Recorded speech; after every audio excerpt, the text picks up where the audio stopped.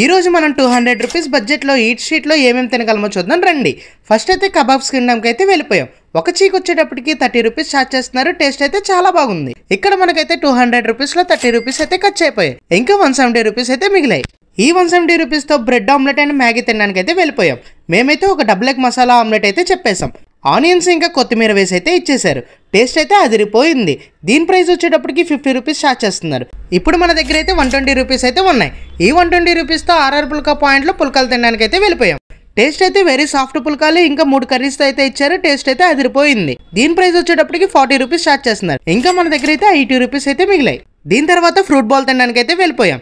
దీని ప్రైస్ వచ్చేటప్పటికి 30 rupees charge చేస్తున్నారు. టేస్ట్ అయితే ఫ్రెష్ ఫ్రూట్స్తో బాగానే ఉన్నాయి. మిగిలిన 50 రూపీస్తో శ్రీదేవి సోడా సెంటర్లో సోడా అయితే తాగేసాం. దీని ప్రైస్ వచ్చేటప్పటికి 20 రూపీస్. ఇంకా మన దగ్గర అయితే 30 రూపీస్ అయితే మిగిలాయి. ఈ 30 రూపీస్తో మహాలక్ష్మి పాన్ సెంటర్కి అయితే వచ్చేసాం. మేమైతే ఒక స్వీట్ పాన్ అయితే చెప్పేసాం. దీని ప్రైస్ వచ్చేటప్పటికి 30 రూపీస్. ఈ కిల్లీతో మొత్తం 200 రూపీస్ బడ్జెట్లో 5 ఐటమ్స్ అయితే ట్రై చేసేసాం. ఇలాంటి మంచి ఫుడ్ కంటెంట్ వీడియోస్ కావాలంటే ఫాలో కొట్టు గురు.